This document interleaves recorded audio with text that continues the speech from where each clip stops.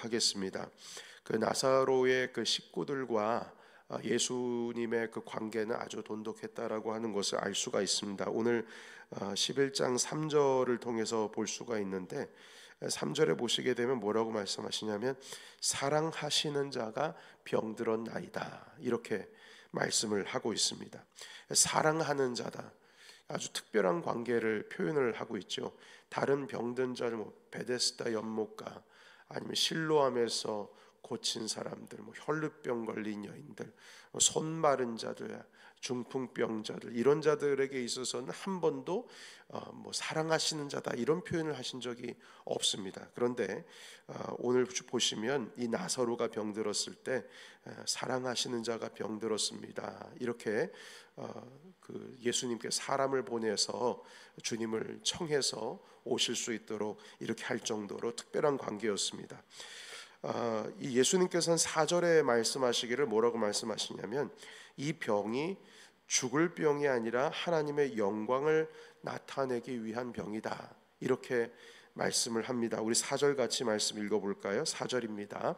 자, 시작. 예수께서 들으시고 이르시되 이 병은 죽을 병이 아니라 하나님의 영광을 위함이요 하나님의 아들이 이로 말미암아 영광을 받게 하려 함이라 하시더라. 아멘. 병을 바라보는 그 해석이, 관점이 좀 다릅니다. 이 병으로 인해서 죽음에 초점을 맞추고 있는 것이 아니라 이것은 하나님께 영광을 올리기 위한 것이다, 이렇게 관점을 그렇게 두고 있습니다. 그런데 하나님께서 하시는 일로서 이 병의 의미를 이렇게 둔 것은 지금 이 11장에서만 있는 것이 아니고요, 요한복음 9장에 보시게 되면 9장 3절에 보시게 되면 이미 태어날 때부터 맹인이었던 사람에 대한 이야기를 함께 또한 이 새벽에 나눈 적이 있습니다. 누구의 죄 때문에 이 병이 걸렸습니까? 누구의 죄 때문에 태어날 때부터 눈이 멀었습니까? 라고 하자 주님께서 하나님께서 하시는 일을 나타내기 위해서 눈이 멀은 거다 하시면서 그 눈을 열어주시죠. 그러니까 예수님께서 이 병을 보시는 관점이 이건 죽을 병이다, 이거는 하나님께 벌을 받아서 그렇게 된 거다, 죄 때문에 이렇게 된 거다, 과거에 대한 어떤 초점을 맞추고 있는 것이 아니라 미래에 대한, 하나님께서 하실 일에 대한, 주님께 영광을 돌리기 위한 병이다, 이런 식으로 주님께서 지금 보고 계시는 것입니다. 자, 그래서 여러분 우리가 여기서 발견할 수 있는 것은 요한복음에만 드러나고 있는 조그만한 특징인데요, 요한복음 이 11장에 있는 말씀은 나사로의 죽음과 부활을 다루면서 곧 이제 예수님의 죽음과 부활이 있을 것이라고 하는 암시를 주고 있는 대목입니다. 그러니까 나사로의 죽음이 병들어서 죽게 된 것이 하나님께 영광을 올려드리기 위함이다, 이렇게 말씀을 하고 있는 것처럼 예수님께서도 십자가의 죽으심이 이것이 곧 다시 부활로서 하나님께 영광이 된다라고 하는 암시가 이 나사로의 죽음 가운데에 지금 담겨 있는 겁니다. 그리고 우리가 보시게 되면 이 나사로 사건 이후로 본격적으로 예수님을 죽이려고 하는 의논이 이제 예루살렘에서 시작이 됩니다. 오늘 다 읽진 않았지만 여러분 요한복음 11장 47절에 있는 말씀에 보면 예루살렘의 대제사장들과 바리새인들이 이 나사로 사건이 있은 직후에 사내들인 공회에서 정치적으로 모여서 어떻게 하면 예수를 죽일 수 있을 것인가에 대해서 모의를 했습니다. 그러니까 이 모의를 한 이 시점이 나사로가 죽고 살아난 그 시점이라고 하는 것을 보면 이 나사로의 죽음과 부활이 바로 예수 그리스도의 죽음과 부활에 대한 암시적인 것이다, 이렇게 보여주고 있는 것이죠. 자, 그래서 또 하나의 암시가 되는 내용이 있는데 이것은 무엇이면 제자 중에 도마의 암시입니다. 말씀 한번 읽어볼까요? 여러분 7절과 8절에 있는 말씀을 같이 읽어보도록 하겠습니다. 다 같이 자, 있습니다. 자, 시작. 그 후에 제자들에게 이르시되 유대로 다시 가자 하시니 제자들이 말하되 랍비여 방금도 유대인들이 돌로 치려 하였는데 또 그리로 가시려 하시나이까. 아멘. 여러분, 여기 유대라고 하는 것은 남쪽을 의미해요. 그런데 베단이라고 하는 곳에 나사로가 살고 있는데, 베다니가 예루살렘에서 떨어져 있는 그 거리가 한 2마일 정도밖에 안 됩니다. 그건 좀 느긋하게 걸어가면 한 2-30분 정도면은 도달할 수 있는 거리예요. 그러니까 이 베다니도 남쪽에 해당되니까 유대 땅인 것이죠. 북쪽에 계시다가 다시 유대 땅으로 들어가려고 하시니까 그 제자들이 말씀하시는 겁니다. 지금 돌에 맞아 죽을 뻔해가지고 지금 간신히 나왔는데 또 지금 유대 땅으로 들어가려고 하십니까? 자, 그런데 나사로를 살리려면 가셔야 되겠죠. 자, 그런데 이 상황 속에서 예수님께서 지금 예루살렘으로 들어가시게 되면 뭐 돌로 맞아 죽든 아니면 사내들인 공회에서 합법적으로 예수님을 잡아 죽이려고 하는 모의가 벌써 일어나고 있는데, 그렇게 해서 죽든 어떻든지 간에 위기 가운데 있는 것이죠. 자, 그런데 여기서 16절에 뭐라고 말씀하시냐면 도마가 말하는 내용이 등장을 합니다. 16절 같이 읽겠습니다. 자, 시작. 디두모라고도 하는 도마가 다른 제자들에게 말하되 우리도 주와 함께 죽으러 가자 하니라. 아멘. 여러분, 이게 무슨 뜻이냐면 사생결단입니다. 우리도 가자, 함께 가자. 뭐 이왕 한번 어떻게든 한번 보자. 사생결단이에요. 정말 그 예수님을 힘을 다해서 따르고자 하는 그 고백이 여기에 있는 것이죠. 그러니까 이 정도면 이제 예루살렘과 그 근처에 있는 유대 땅의 분위기를 우리가 어느 정도 알 수가 있습니다. 자, 그런데 이 도마의 이야기가 이렇게 나온 것이 어떤 의미를 던지는지 우리가 발견하게 되는데, 우리가 지금 방금 16절 읽었지 않습니까? 도마가 한 말. 그런데 그 바로 이전 15절을 보십시다. 15절에 보시게 되면 우리 같이 읽겠습니다. 자, 15절 예수님께서 하신 말씀입니다. 자, 시작. 내가 거기 있지 아니한 것을 너희를 위하여 기뻐하노니 이는 너희로 믿게 하려 함이라. 그러나 그에게로 가자 하시니. 아멘. 여러분, 15절에 보면 거기에 있지 아니한 것을 너희를 위하여 기뻐하노니 이는 너희로 믿게 하려 함이라. 뭘 믿는 건지에 대해서 나와 있지가 않아요. 믿게 하려 함이라. 그리고 나서 그러나 그에게로 가자. 거기에 있으면 내가 곧 죽을 건데 너희로 믿게 하기 위해서 내가 거기 안 간 것을 다행으로 여긴다. 그러지만 이번에 나사로한테 가자. 이 의미가 어떤 의미냐면 믿게 하려 함이다. 이 뜻은 지금 예수님께서 나사로의 부활을 먼저 제자들에게 보여주시고 그리고 나서 십자가에 달려 돌아가시는 거거든요. 그럼 예수님께서 부활하셨을 때의 제자들이 믿지 아니한 사람들도 분명히 있을 거라는 생각을 하신 겁니다. 그래서 많은 사람들에게 나사로가 죽었다가 살아난 것처럼 예수 그리스도께서 돌아가셨다가 부활하셨다라고 하는 것이 이건 일어나는 일이다. 하나님께서 함께 하시면 영광 받으시기 위해서 죽음에서 생명으로 이끌어내시는 것이다.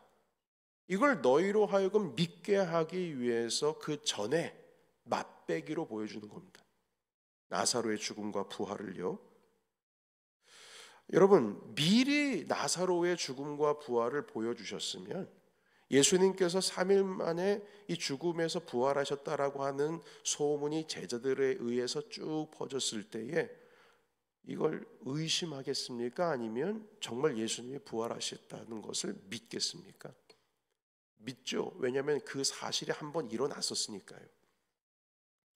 요한복음 20장에 보시게 되면 예수님께서 부활하시고 많은 제자들에게 나타나셨는데 그 가운데 도마도 있었습니다. 자, 그런데 도마가 예수님의 부활하심을 눈으로 보고도 믿었습니까? 안 믿었습니까? 처음엔 안 믿었어요. 안 믿었어요. 그 상처에 손가락을 한번 집어 넣어 보고 나서 믿었습니다. 안 보고도 믿는 자가 복되다 주님께서 말씀하셨지 않습니까? 여러분, 그러니까 이 도마 같은 경우에는요, 주님과 함께 죽으러 가자라고 말할 정도로 우리 주님과 딱 달라붙어 가지고 다닐 정도로 그렇게 주님으로부터 모든 것을 흡수하며 빨아들이며 배웠던 사람인데, 나사로의 죽음과 그의 부활을 보고도, 예수님께서 죽으시고 부활하신 것을 자기 눈으로 보고도 믿지를 않아요. 참 희한하죠. 그러니까 여러분, 계속 우리가 지금 1년에 요한복음의 말씀을 통해서 우리가 배우듯이 봐야지 믿는다라고 하는 건 그건 거짓말이에요. 아무리 보여줘도, 증거를 보여줘도, 그리고 사인을 보여줘도, 이게 요한복음에서는 표적이라는 표현을 씁니다. 사람들이 안 믿어요.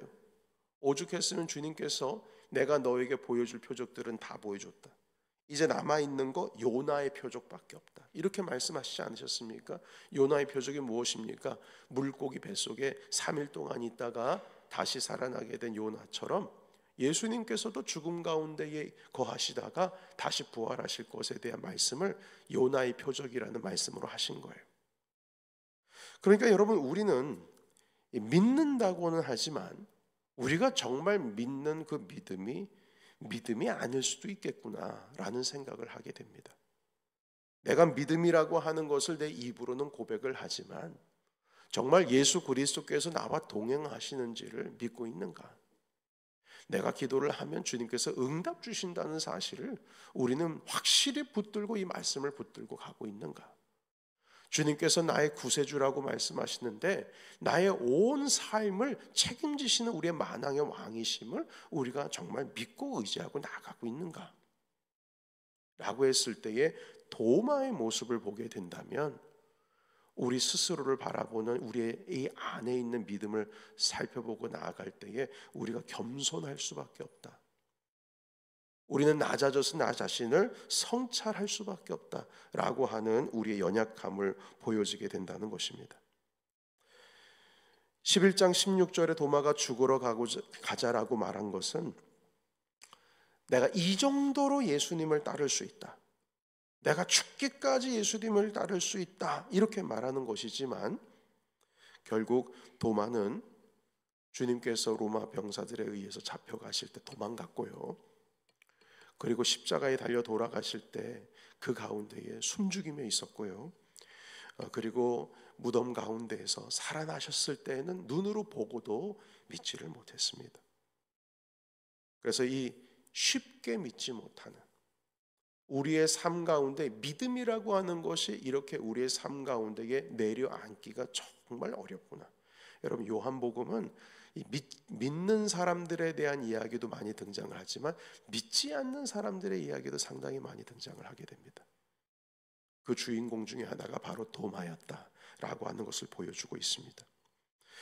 그래서 이렇게 우리 믿음이라고 하는 것이 듣고 보고 이렇게 믿음의 삶을 살아가고 있는 사람들, 여러분 이제 오늘 그 11장의 말씀에 쭉 보시게 되면 예수님의 말씀을 보고 듣고 믿는 사람들, 또한 나사로의 다시금 살아나는 것을 보고 믿는 사람들도 많이 있다라고 하는 것을 말씀을 하고 있는데요.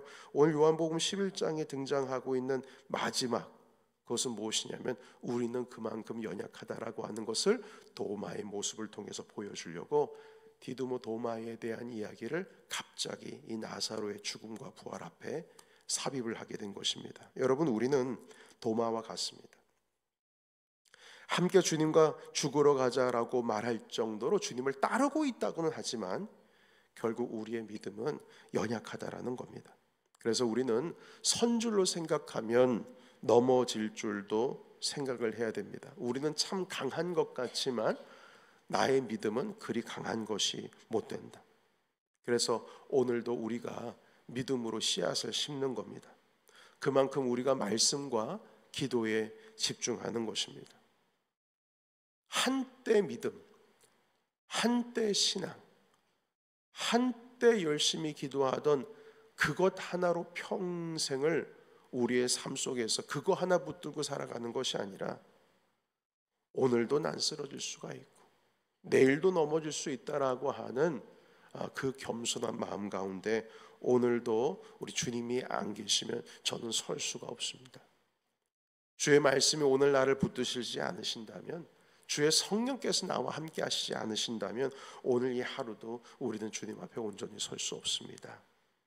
이렇게 나아갈 때에 비로소 우리는 그 겸손한 가운데에 주님께서 우리에게 주신 믿음을 지킬 수가 있습니다. 사랑하는 성도 여러분, 오늘 이 아침 가운데에 나의 굳건한 믿음에 대한 확신보다는 내가 연약하다라고 하는 확신 속에서 오늘도 주님을 의지하신 저와 여러분이 되시기를 예수님의 이름으로 축원합니다. 여러분들의 이 작은 기도가 하나님께 올려드려질 때, 주님, 제가 이만큼 기도했습니다, 주님. 그래서 가슴을 넓게 펴고 주님 앞에 저는 주님 당당합니다, 저는 이만큼 기도했습니다 해서 주님 앞에 고개를 드는 모습이 아니라, 주님, 저는 그럼에도 불구하고 죄인입니다. 주님, 그럼에도 불구하고 주님, 저는 기도가 필요한 사람입니다. 오히려 고개를 숙이고 오늘 이 아침 기도 가운데에 겸손함으로 주님 앞에 서서 오늘도 주님께서 주시는 힘으로 말미암아 이 아침에 설 수 있는 저와 여러분이 되시기를 주님의 이름으로 축원합니다. 우리 다 함께 기도하겠습니다.